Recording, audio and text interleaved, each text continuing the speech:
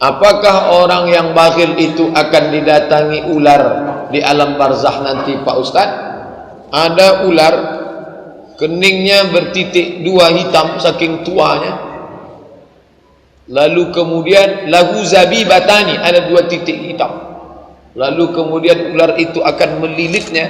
Lalu ketika dia bertanya, kamu ni siapa? Ana kanzuka wa maluka, akulah harta yang kau tumpuk dulu, yang tidak kau keluarkan zakatnya. Hadis sahih. Apakah betul-betul ular yang datang itu nanti? Beberapa kubur yang setelah dimakamkan, digali karena otopsi, memang betul-betul ditemukan ular besar di dalam. Tak satu dua kejadian. Jadi yang dikatakan Nabi itu real, ternyata terjadi. Apa sudah ada nur Nabi Muhammad sebelum ada Adam diciptakan?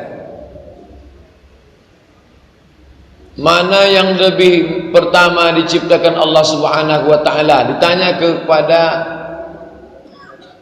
Dr. Syekh Qardawi. Bukunya cari, terbit Gema Insani Press. Penting Bapak Ibu miliki. Tanya jawab Islam, Yusuf Qardawi. 3 jilid, di situ nanti ada jawabannya. Apakah yang pertama diciptakan Allah? Dibacakannya hadis. Pertama diciptakan Allah al-qalam. Nun wal qalami wa ma yasturun. Makhluk yang pertama diciptakan Allah qalam. Adapun hadis, ya Jabir, wahai Jabir, sesungguhnya yang pertama diciptakan Tuhanmu adalah nuru nabiyyika, nur. Maka hadis Jabir itu hadis palsu. Tak satu dua ulama mengatakannya begitu. Kita pakai hadis yang sahih. Yang pertama diciptakan adalah qalam. Lalu Allah suruh qalam itu menulis. Wal qalami 'allamal insana ma lam ya'lam. Iqra bismi rabbikal ladzi khalaq, khalaqal insana min 'alaq, iqra wa rabbukal akramul ladzi 'allama bil qalam. Bagaimana yang dimaksud dengan zina mata, zina hati? Kutiba ala ibni Adam hazzahu minaz zina. Anak Adam itu ditulis bagian tubuhnya ada zina. Fazinal ainun nazar, zina mata pandangan, zina tangan menyentuh, zina hati berkehendak. Sedangkan kemaluan yukazzibuhu wa yusaddiquhu. Mata memandang, kemaluan memperturutkan mata atau mendustakan mata. Kalau memperturutkan mata, dilanjutkannya dengan perbuatan zina. Zina yang hakiki. Kalau tidak, maka hanya zina majazi, kiasan. Matanya berzina, lidahnya berzina, tangannya berzina. Apakah perbedaan zina yang jelas dengan zina di hati? Zina yang jelas hukumannya 2. Kalau tidak, lempar batu sampai mati atau dicambuk 100 kali. Sedangkan zina mata, zina hati, zina otak, ilusi, pikiran yang terlintas macam-macam, segera ditutup. Allazina idza fa'alu fahishatan aw zalamu anfusahum, orang-orang yang ketika terlintas yang buruk, yang kotor, dilawan dengan 3. Zakarullah, langsung ingat pada Allah. Fastaghfirullah li dzunubihim, astaghfirullah. Walam yusirru, stop, tutup, putus, jangan lanjut. Dalam solat 2 rakaat, apakah posisi duduknya iftirash atau tawarruk? Menurut mazhab Syafi'i, berdasarkan hadis yang sahih, banyak sekali hadis-hadis sahih yang dijadikan solat itu duduk terakhirnya tawarruk. Tawarruk itu, maaf cakap, pantatnya menempel ke lantai. Mau solatnya 3 rakaat, mau solatnya 2 rakaat, mau solatnya 1 rakaat. 1 rakaat solat witir, duduknya tetap pantatnya nempel ke lantai. Tawarruk, jangan goncang. Itu mazhab Syafi'i. Kalau Bapak Ibu melihat ada orang yang duduk tasyahud awal pada solat Jumat, pada solat tahiyatul masjid, pada solat duha, itu mazhab Hambali. Yang Hambali jangan menyalahkan Syafi'i, yang Syafi'i jangan sampai merasa bersalah ketika disalahkan orang. Ini yang sekarang nih, dia bingung. Tengok kiri kanan banyak orang iftiras, iftiras pula lah. Tengok tawaruk, tawaruk. Nanti saya khawatir tengok orang tak solat pula lah. Apa tak kuat keyakinan? Ini tentang masalah duduk nih. Sudah saya tulis dalam buku 77 tanya jawab solat. Menurut mazhab Hanafi, menurut mazhab Maliki, menurut mazhab Syafi'i, menurut mazhab Hambali. Ini cerita sudah lama, cuman baru sampai ke Pekanbaru belakangan-belakangannya aja. Baru orang yang selama ini bingung dia, kok begini ya, nenek kami tak gini, bapak kami tak gini. Dulu belum ada radio TV rojak, itu maka dia tak berubah. Apa boleh kita baca waktu sujud subhanakallahumma wa bihamdika Allahumma firli? Buka 77 tanya jawab solat. Subhana rabbiyal a'la, subhana rabbiyal a'la wa bihamdih, subuhun qudus rabbuna wa rabbul malaikati war ruh, subhanakallahumma wa bihamdika Allahumma firli. Allahumma ja'al fi qalbi nura wa fi sam'i nura wa fi basari nura wa an yamini nura wa an yasari nura wa min amami nura wa min fawqi nura wa min tahti nura wa min fawqi nura wa min tahti nura waj'al li nura. Dah saya tulis dah, download gratis, cetak print, bacaan sujud boleh. Apa beda boneka dengan patung? Boneka mainan budak-budak, mainan anak kecil. Kalau patung mainan emak bapaknya. Kalau emaknya main boneka, itu terganggu otaknya. Anak kecil yang boleh boneka. Boneka Barbie. Kalau dibelinya boneka Barbie pakai baju kutang, maaf cakap, jahitkan baju Melayu. Ada tukang jahit itu pandai. Pak, ini tengok boneka barat nih. Anak saya minta juga boneka, gunting baju tak baik itu, minta jahitkan baju Melayu. Tengok cantik juga dia, karena pengaruh pakaian itu kuat. Pakaikan jilbab boneka. Cuman jadi masalah bonekanya berjilbab, emaknya pula tak berjilbab. Gimana cara mengqadha salat yang sudah lama tinggal? Kalau salatnya satu, ganti satu. Kalau salatnya setahun, ganti setahun. Setiap habis salat fardu, salat sekali. Nanti zuhur, habis salat fardu zuhur, laksanakan zuhur qadha. Usalli fardhu zuhri 4 raka'atin qadha'an lillahi ta'ala. Dalil-dalil qadha, buka 77 tanya jawab salat. Download gratis internet, baca baik-baik. Bagaimana salat ibu yang menutup tempat sujudnya dengan mukena telekung yang dipakainya waktu salat? Waktu mau sujud, ditariknya mukenanya itu ke tempat sujud. Atau ditariknya ini ke atas gini, sehingga tertutup. Apakah salatnya sah? Sah. Gitu juga mana tahu ada ustaz nanti penceramah peci. Ada model ustaz itu penceramah. Assalamualaikum warahmatullahi. Sujud dia salat. Apakah sah? Sah. Tapi katanya mesti menempel. Kalau yang dimaksud mesti menempel tu menempel, maka tak sahlah salat orang yang pakai kaos kaki. Ujung kaki tak menempel. Maksudnya turun ke bawah, itu mana menempel. Kalau cerita sah tak sah, sah. Tapi kalau cerita afdal tak afdal, itu yang afdal. Ini cerita sah tak sah, sah. Kalau ada orang mengatakan kalau keningmu tertutup, sembahyangmu tak sah. Kebetulan dia pakai kaos kaki, berarti kau pun tak sah juga. Tengok kaki kau tak menempel, kaos kaki. Lutut tak menempel. Kalau gitu lobangilah lutut tu. Kalau cerita sah tak sah, tapi kalau cerita afdal tak afdal, tak afdal. Yang afdal tu menempel. Mana yang lebih baik? Imam baca ayat panjang-panjang tapi salah-salah, atau pendek-pendek tapi mantap? Dua-dua tak baik. Yang paling baik itu panjang, mantap. Ustaz Saifullah, Ustaz Maghfirah, Ustaz. Makanya masjid tu ada imam tetap, imam ratib. Karena imam tetapnya belum ada, itulah maka imam bangku tempel masuk subuh sudah 2 kali maju. Aslinya imam yang mantap. Jadi kalau cerita. Nah, sekarang pilihannya tak ada Pak Ustaz. Pilihan tak ada. Memang tak ada pilihan. Cuman dua ni yang ada.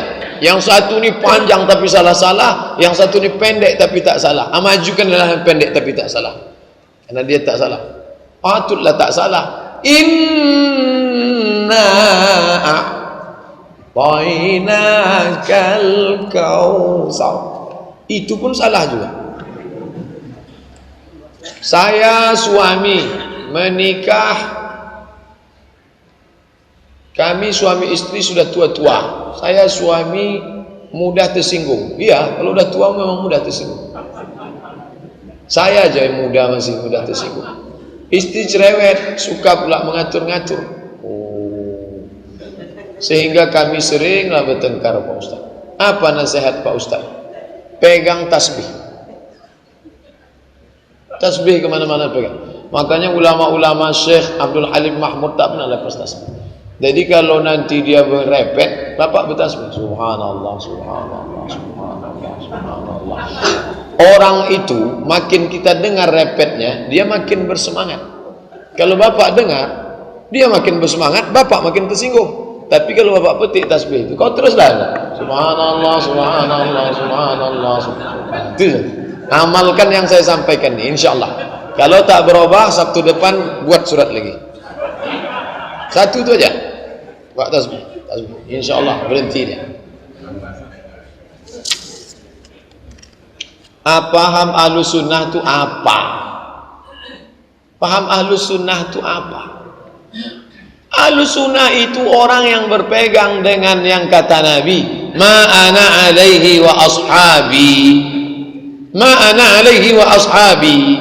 Apa yang ditempuh oleh aku dan sahabatku, itulah Ahlus Sunnah. Nama rumahnya Ahlus Sunnah. Mu'tazilah tak masuk, Syiah tak masuk, Khawarij tak masuk. Karena mereka ini ada yang mengutamakan akal, ada yang menolak Abu Bakar Siddiq, ada, itu keluar dari Ahlus Sunnah. Maka Ahlus Sunnah, NU Ahlus Sunnah, Muhammadiyah Ahlus Sunnah, Perti Ahlus Sunnah, Persis Ahlus Sunnah, Jamaah Tabligh Ahlus Sunnah, Asy'ari Ahlus Sunnah, Maturidi Ahlus Sunnah.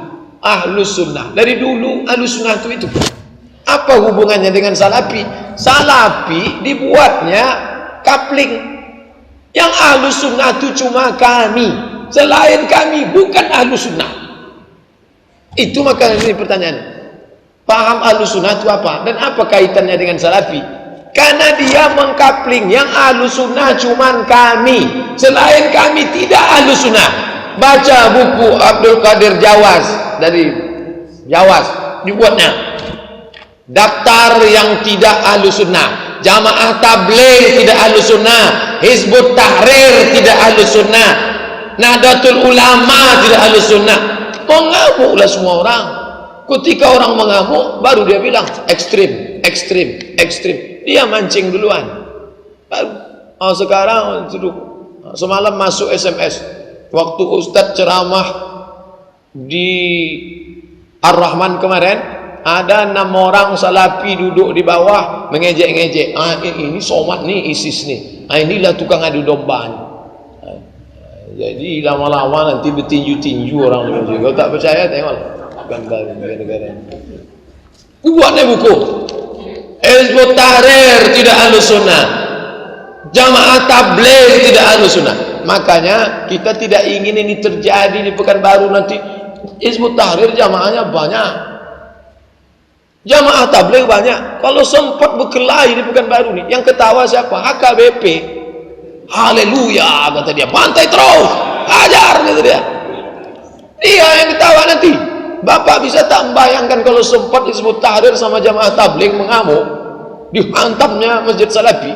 Oh, hancur. Jadi kita ini ingin mendamaikan, kita ini yang semua dalam manhaj ini Ahlus Sunnah, berpegang kepada sunnah Nabi Sallallahu Alaihi Wasallam. Itu yang mau kita ayamkan selama ini, bukan mau mengadu domba orang.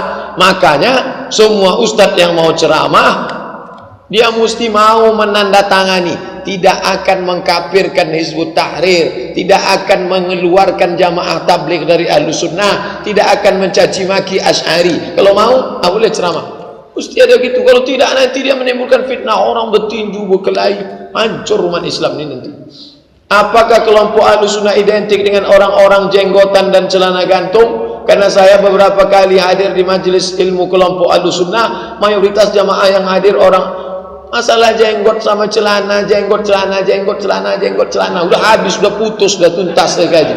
Dalam 30 tanya jawab puasa udah saya kaji. Dalam 37 masalah populer, siapa yang celananya gantung Ahlussunnah, yang celananya tak gantung Ahlussunnah. Asalkan bercelana lah dia. Yang tak bercelana itu yang tak Ahlussunnah. Datang pula muak saya jadi.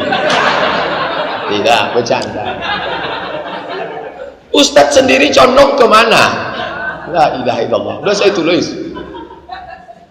tulis. Tonton video saya tentang celana gantung. Yang berkeyakinan hadis celana gantung, amalkanlah untuk diri anda sendiri. Jangan anda masukkan ke dalam neraka orang yang celananya tak gantung. Karena hadis itu, kalau sombong baru masuk neraka. Kata Imam Nawawi, kalau sombong baru masuk neraka. Kata Imam Syafi'i, kalau sombong baru masuk neraka. Kata Imam Syaukani dalam Nailul Autor, kalau sombong baru masuk neraka. Kata Imam Sun'ani dalam Subul Salam Syarah Bulughul Maram, kalau sombong baru masuk neraka. Kata Syekh Qardawi dalam kitab Kaifana Ta'amal Ma'as Sunnah, kalau sombong baru masuk neraka. Kenapa Ustadz kalau dalam masalah menjawab ini hafal betul dalilnya? Ini yang paling sering ditanya orang. Jangan mengejek yang bercelana gantung. Yang bercelana gantung jangan memasukkan neraka yang tak gantung. Nanti yang ketawa yang tak bercelana. Ini sekarang nih yang dua-dua nih mengejek. Yang bercelana gantung memasukkan neraka yang tak gantung. Yang tak gantung balas mengejek. Ustadz Somad yang di tengah inilah yang jadi korban. Macam kuih bingka Ambon. Yang ini mengejek ini. Yang bercelana pendek, yang celana gantung menuju neraka, neraka, neraka. Tentu orang ini mengamuk. Dia kalau sudah ngamuk dia ngejek pula. Tengoknya celana gantung. Bertambah tinggi nampaknya kau. La ilaha. Mau kemana umat ini dibawa asik berkelahi gara-gara itu? Banyak lagi yang perlu kita bahas. Tengok banyak. Mobil Mitsubishi Mirage warna merah, nomor polisi BM 1152 NR, mengganggu jalan kendaraan orang lain yang mau keluar. Tapi ini masih Ahlussunnah wal Jamaah. Saya masih penasaran soal riba, karena walaupun bank syariah tetap urusannya adalah uang dan uang juga. Apakah boleh saya menyimpan, menabung, mendepositkan di bank syariah? Tidak termasuk riba. Bank syariah itu menuju syariah. Ustaz udah di mana? Menuju Batam. Belum sampai Batam. Menuju syariah. Kalau gitu bohonglah Pak Ustaz. Masa dibuatnya bank syariah? Kalau tak mau, buat besok. Bank menuju syariah. Letakkanlah duit di situ. Ulama DSN, Dewan Syariah Nasional, sudah mengeluarkan fatwa. Isi Dewan Syariah Nasional itu pakar-pakar. Pakar itu diambil dari kata fakar, berpikir. Profesor, doktor, orang-orang kiai haji, ulama besar. Kiai Profesor Dr. Anwar Ibrahim 20 tahun di Al-Azhar. Ada semua di situ. Pak Ustadz, saya ingin bertanya, kalau kita berzakat mal, menjual tanah misalnya laku 600 juta, tapi biaya pengurusan sertifikat pajak habis 20 juta, sisanya 580. Jadi zakatnya dikeluarkan 2,5% dari 600 atau 580 dari 600 kotor. Sebelum potong itu, potong ini, potong itu, potong ini, potongan Allah Subhanahu wa Ta'ala duluan. Keluarkanlah 2,5% dari hasil itu. Bagaimana orang kafir yang tinggal di Eropa yang tak ada ustaz akan memberikan pengajaran seperti kita di Indonesia, sedangkan mereka mayoritas tidak beragama tapi tidak percaya pada Allah? Apakah disebut kafir karena kebodohannya? Bagaimana orang di Eropa yang tak ada ustaz? Ini tak ada ustaz, ini tahun berapa? Di Amerika ada Islam, ada Islamic Council, ada British Council, Islamic British Council, Persatuan Umat Islam. Itu Habib Umar bin Hafiz keliling Eropa dakwah. Ulang Syekh Qardawi keliling Eropa. Yang kemarin baru meninggal Syekh Toha Jabir Alwani, itu Islam Amerika. Islam berkembang pesat di sana. Jangankan di Amerika, di Eropa, sampai di kutub utara sudah ada Islam. TV, channel Islam di mana-mana. Tidak ada alasan orang hari ini kafir.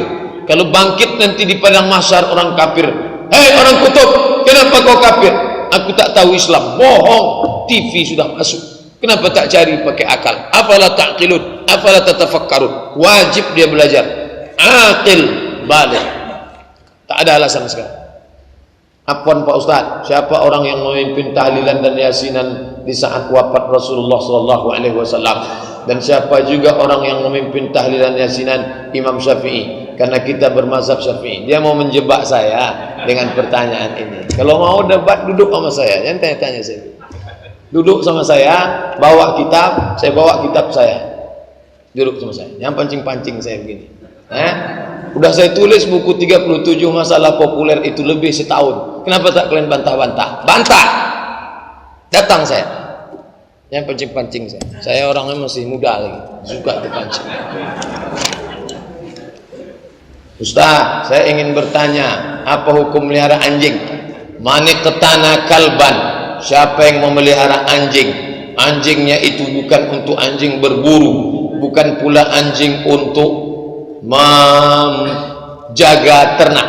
Memang pencarian dia berburu rusa, bukan berburu babi. Ini sekarang banyak juga orang melihara anjing untuk berburu babi, bukan itu maknanya. Maka siapa yang berburu untuk mencari makan, anjingnya itu sudah diajar, mukallibin, anjing yang sudah diajar, maka anjingnya itu kalau disuruhnya berhenti, gigit.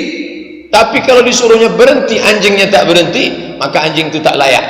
Orang yang melihara anjing sekarang itu tak ada untuk berburu, tak ada untuk menjaga. Security-nya, ustadz aja mau masuk ke komplek itu ninggalkan KTP. Tiba-tiba ditanya, kamu kok melihara anjing? Untuk jaga rumah. Untuk apa ada security? Maka anjing yang tidak untuk dua ini, anjing itu menyebabkan dua hukuman. Pertama, malaikat rahmat tak masuk. Yang kedua, berkurang setiap satu harinya itu sebesar bukit Uhud. Setiap hari amalnya min sebesar bukit Uhud. Pak Ustadz, saya udah rajin ibadah, pergi pengajian, tapi saya belum bisa menghilangkan nafsu melihat wanita. Gimana caranya?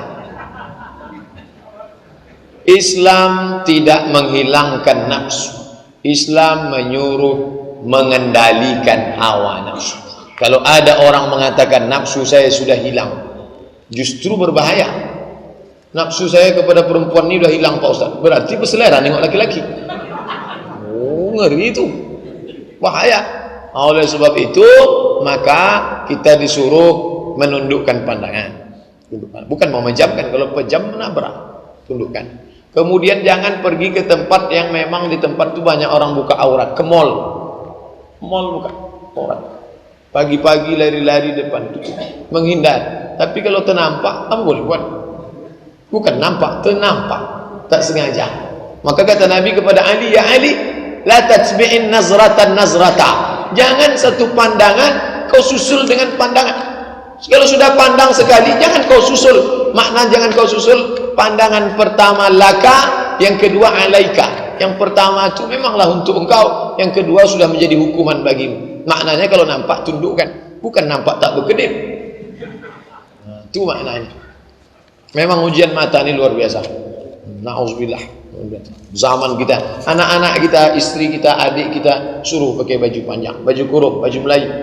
Pak Ustaz, bagaimana hukumnya yang berpasangan berdua-duaan yang bukan mahram pergi ke masjid? Kenapa bisa pacaran ke masjid? Pacaran pergi umroh, update status. Indahnya umroh bersama sang pacar.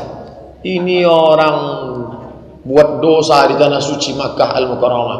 Anak bapak ibu yang belum menikah, walaupun sudah tunangan, jangan izinkan pergi ke Makkah umroh. Jangan izinkan pergi tarawih berdua. Pergi tarawih ya sama pacar.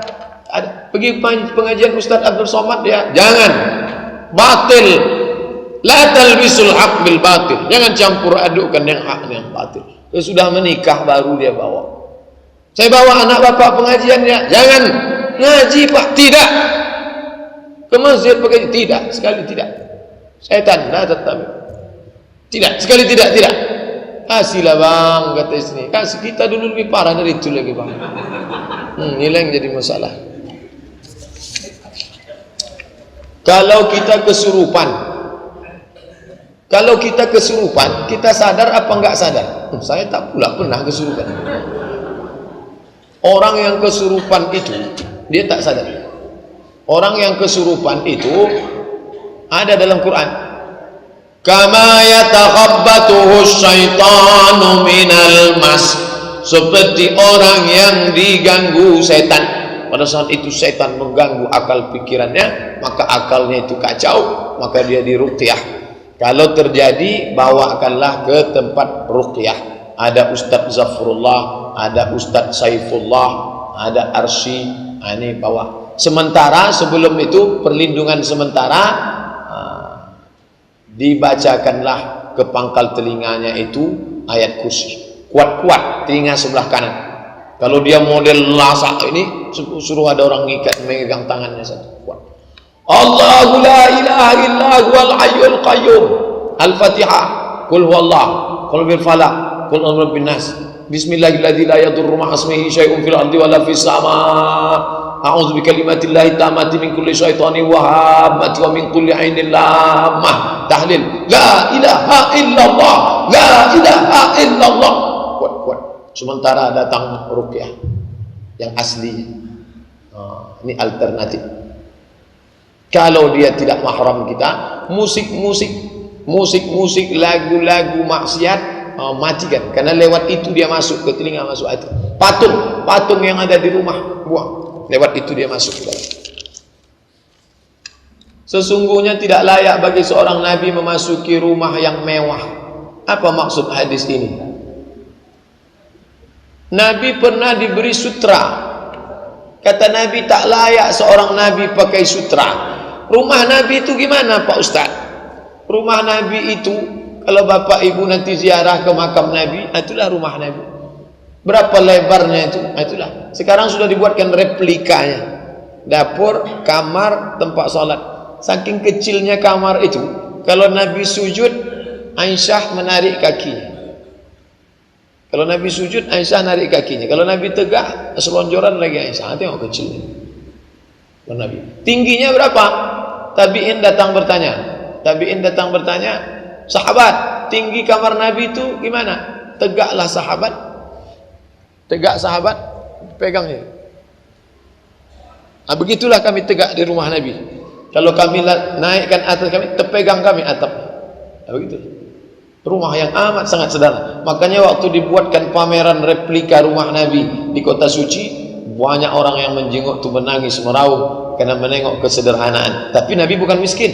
Jangan katakan Nabi miskin. Nabi kaya raya, tapi dia hidup sederhana. Kenapa? Tamak. Salah satu yang membuat orang tamak memperturutkan ini hawa nafsu.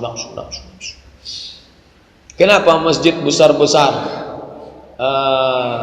Masjid besar-besar tak didukung anggaran APBD Riau. Ya, karena pemimpinnya tak. Kalau dapat orang yang peduli pada agama, misalnya digaji imam 15 juta. Imam digaji 15 juta, 3 orang 45 juta. Di PNS kan. Itu political will, kemauan politik. Kemauan politik. Kalau ada politik kuat, bagus. Kalau ada APBD besar, takkan maju Ustaz Abdul Somad jadi imam tadi. Dengan suara yang pas-pasan. Pastilah imam juara internasional di Kuala Lumpur maju. Kenapa? Kenapa tak ada anggaran? Orang tak peduli agama. Kalau orang peduli agama, dia tolong.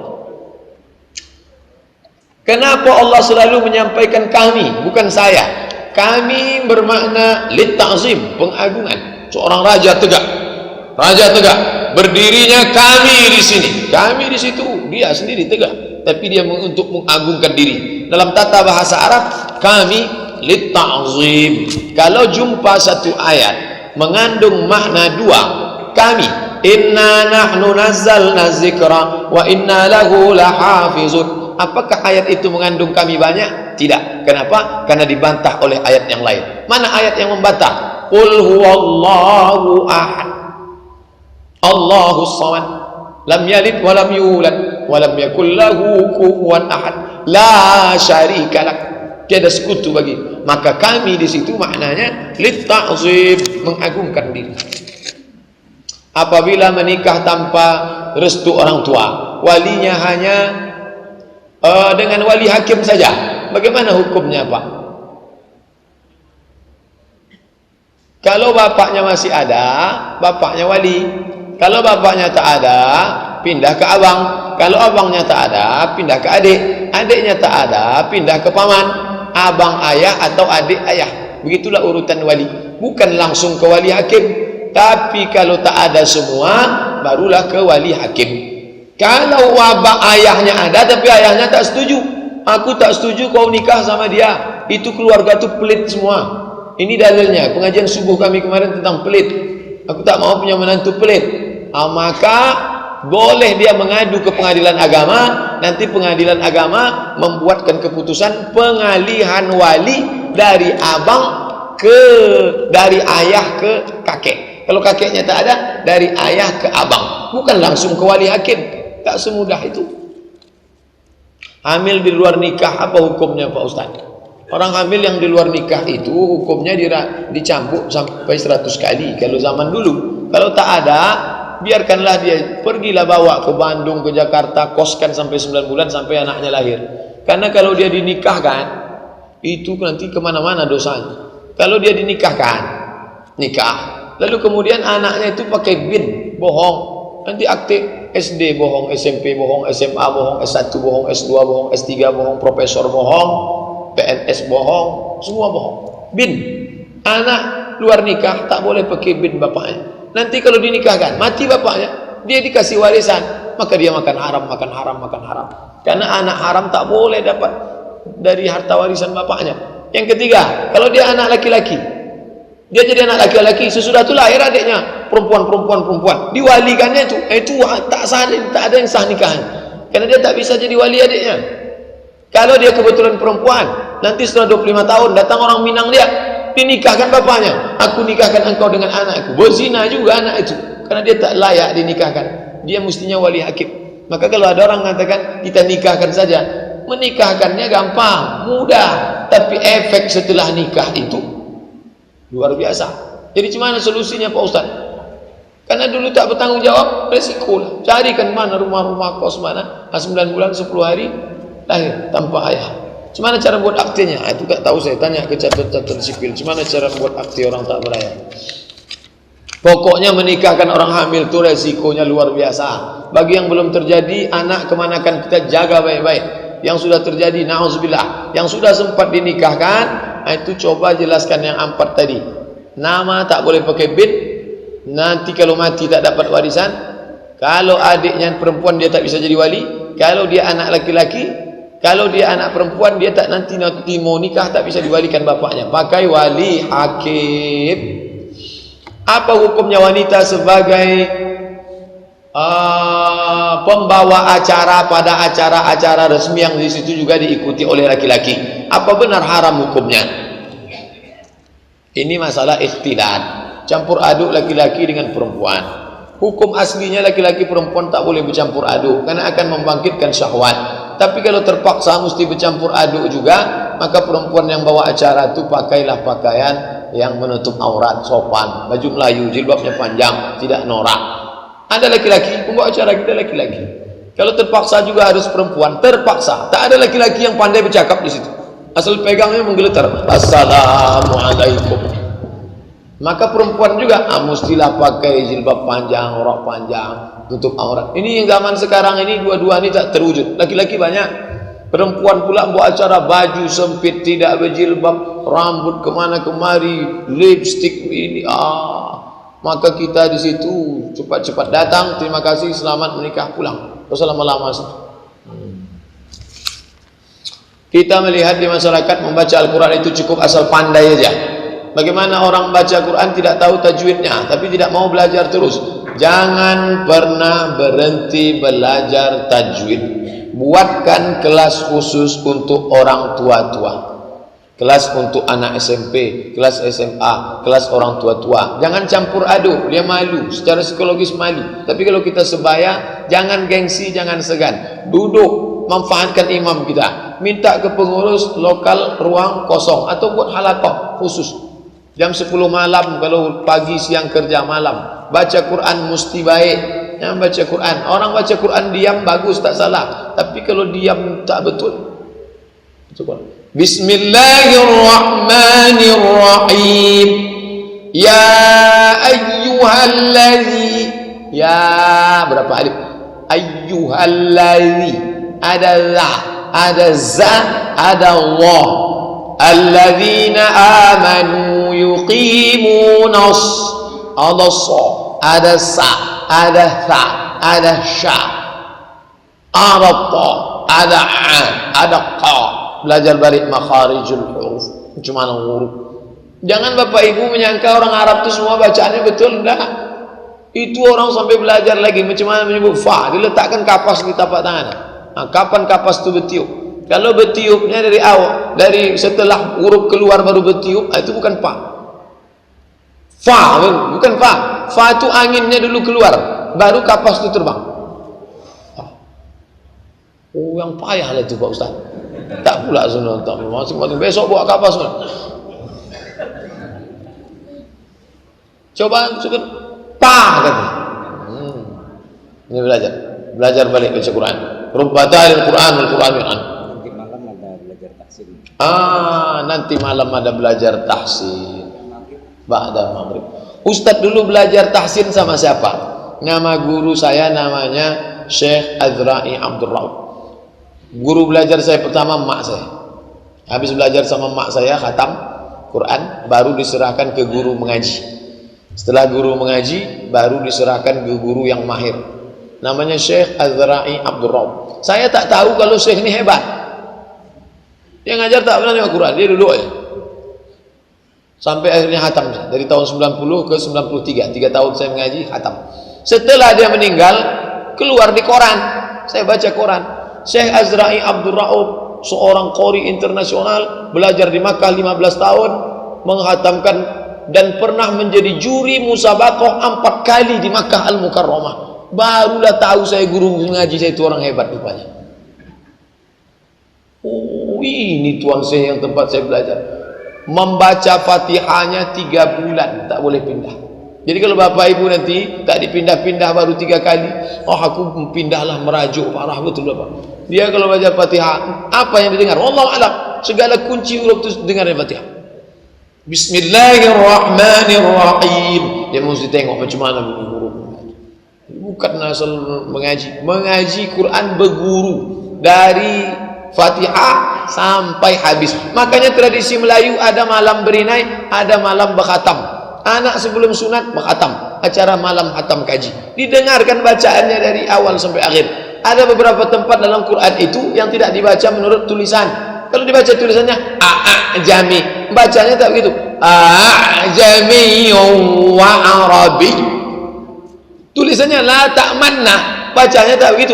Ya abana malaka la ta'manna. Ismam namanya. Ada bacaan majriha, bacanya tadi Bismillahi majriha wa mursaha. Itu bisa diketahui dengan guru. Datang guru kita mengaji. Ada Imam Ustadz Masyari, ada Imam datang. Saya punya usaha tanam tanaman obat yang bibitnya dari Jawa, tak ada di sini. Ternyata betul-betul berkhasiat. Apakah boleh saya menetapkan harga untuk 1 kali berobat dengan harga yang wajar? Karena kalau terserah saja bisa bikin hati jadi tak ikhlas. Boleh. Masalah itu antaradin. Innamal bai'u antaradin, sama-sama ridha. Sebutkanlah harganya. Katanya kalau lewat dari 100% haram. Tak ada batasan harga. Begitu kata Syekh Atiyah Saqaf. Sama-sama ridha, tak ada tipu. Ini saya bawa dari Jogja. Kalau mau beli harganya 100.000. Ditawarnya 90. Janganlah, ini bawa dari Jogja. Coba kalau kau berangkat Jogja, kos pesawatnya berapa? Tinggal hotel berapa? Nyarinya, nyasarnya lagi, naik taksi salah masuk berapa? Ketipu aku. Iya ya, murah juga, anu aku bayar. Gitu. Tapi jangan bilang ini langsung dari Jogja, yang nyerahkan ini langsung Nyi Roro Kidul penjaga daratan. Kalau kau pakai itu bohong, tipunya tak boleh. Jujur sebutkan, dia mau beli alhamdulillah, dia tak mau tak masalah. Apa hukumnya wanita baca Quran di depan umum pada acara seperti acara-acara di kantor? Sebab ada pengajian yang bukan bagi qari'ah. Ini saya pesankan bagi qari'ah. Bagi qari'ah yang baca Quran, pakailah jilbab yang tidak norak, pakailah baju yang panjang, jangan pakai bedak yang terlalu, jangan pula pakai lipstik. Nanti yang ditengok orang bukan suaranya, bukan hidayahnya, nengok wajahnya. Melototlah pegawai menengok muka qari'ah, tak berkedip. Jadi di Mesir tak ada qari'ah. Di Mesir tidak ada qari'ah. Selama saya sekolah tak pernah nengok qari'ah. Ada kawan saya namanya Mukmin, orang Mesir. Saya tanya, Mukmin, ya, kenapa di sini tak ada qari'ah? Kata dia, ini jawaban dia. Mukmin, kenapa di sini tak ada qari'ah? Kata dia, ini orang Arab ni gatal-gatal. Kalau sempat ada qari'ah di sini, semua mata melotot nengok. Cuma kata ada qari'ah. Tapi sekarang sudah ada qari'ah anak-anak. Coba Bapak tulis di Google nanti Sumayyah. S-U-M-A-Y-Y-A. Sumayyah. Itu qari'ah dari Mesir. Anak gadis muda. Dulu masih anak-anak, sekarang muda. Ini tentang. Tapi dulu tak ada. Bacalah dengan cara pakai yang baik, dengan tidak menimbulkan aurat. Mana yang lebih baik? Ini sudah. Apakah betul jika kita melaksanakan solat sunat tidak perlu lagi pakai niat? Innamal a'malu binniyat. Orang yang tak berniat maka solatnya tak sah. Mungkin yang dimaksud Bapak ini usolli, itu yang dimaksud. Usolli sunnatan duha rakaat ini. Usolli itu bukan niat. Niat itu di dalam. Usolli itu melafazkan niat. Siapa yang melafazkan niat? Kata, udah saya bahas dalam buku 77 tanya jawab salat. Apa hukum melafazkan niat? Talaffuz bin niat. Melafazkan niat itu hukumnya kata mazhab Hanafi bid'ah. Kata mazhab Maliki laisa bimasyru'. Illa kecuali lidaf'il waswasah, untuk menolak waswasah. Mazhab Syafi'i hukumnya mustahab, dianjurkan. Usolli fardal isya arba'a raka'atin ada'at makmuman lillahi ta'ala. Allah. Niat itu bukan itu. Itu membantu kita untuk berniat. Niat itu letak di dalam, tak berbunyi, tak bersuara. Nah, itulah niat. Adapun usolli itu membantu untuk berniat. Karena kalau dia tak lafazkan sampai ke masjid dia ragu. Allahu Akbar. Ini salat zuhur atau salat asar? Itu makna. Jika kita menghajikan atau mengumrahkan keluarga yang sudah meninggal, pahala haji umrah itu akan didapat oleh almarhum? Ya. Sampai atau tak sampai? Sampai. Mana dalilnya? Labbaik Allahumma subrumah. Aku hajikan subrumah. Kau hajikan siapa tadi? Kata Nabi, aku hajikan subrumah. Subrumah itu siapa? Saudaraku. Kau menghajikan dia? Ya. Kau sudah haji apa belum? Belum. Hajikan dulu dirimu. Itu dalil boleh menghajikan saudara. Tapi jangan bapak ibu serahkan duit ke mafia badal haji. Datang dia bawa. Bapak ibu, siapa yang mau badal? Siapa yang mau badal? Ini ada sertifikat asli. Jangan. Kalau tak kenal betul jangan. Bapak yang sudah haji, ibu yang sudah hajah, kalau mau menghajikan maknya, bapaknya, saudaranya, anaknya, suaminya, istrinya, boleh. Bagaimana caranya? Dua. Nanti waktu sampai di Bir Ali, labbaik Allahumma umratan an fulan bin fulan. Nanti pas tanggal 8 mau berangkat ke Mina, labbaik Allahumma hajja an fulan bin fulan. Sah. Begitu cara. Saya menghajikan datuk saya. Bagaimana sholat ibu-ibu yang menutup tempat sujudnya dengan mukena dipakai waktu sholat? Apa hukumnya pakai baju hitam? Pakai baju hitam, pakai baju putih, pakai baju kuning, pakai baju hijau, hukumnya sama. Asal yang ditengok bukan warnanya, tapi sempit tak sempitnya. Kalau sempit, berbentuk, nampak aurat, haram. Nisaun, perempuan. Kasiatun, pakai baju. Ariatun, tapi telanjang. Kata orang itu pakaian Syiah. Nanti kalau mati, kain kafannya dihitamkan. Malaikat. Apa benar itu Pak Ustaz? Saudi Arabia Ahlus Sunnah wal Jamaah, Mesir Ahlus Sunnah, orang Teluk, Oman, Yaman, Kuwait, Emirat, Yordania itu pakai hitam. Jadi yang dikatakan pakai pakaian hitam itu dijadikannya sebagai akidah, keyakinan. itu baru Syiah. Kalau dia pakai hitam hanya sekedar pakaian, bukan Syiah. Ahlussunnah wal Jamaah pakai pakaian hitam. Nah, ini tentang masalah hitam. Ketika ada orang meninggal, dipakainya hitam, harus pakai hitam. Nah, itu tak betul. Mengikut tradisi orang kafir. Kebetulan dia pakai hitam, dia tak masalah. Saya pakai baju hitam, ada peci saya hitam, saya pakai celana hitam. Ibu kalau mau pakai hitam tak masalah. Ini tentang masalah warna baju. Itu yang dapat kita kaji subuh ini. Mudah-mudahan ada manfaatnya. Terima kasih atas segala perhatian. Mohon maaf atas segala kesilapan. Subhanakallahumma wa bihamdika asyhadu an la ilaha illa anta astaghfiruka wa atubu ilaik. Wassalamualaikum warahmatullahi wabarakatuh.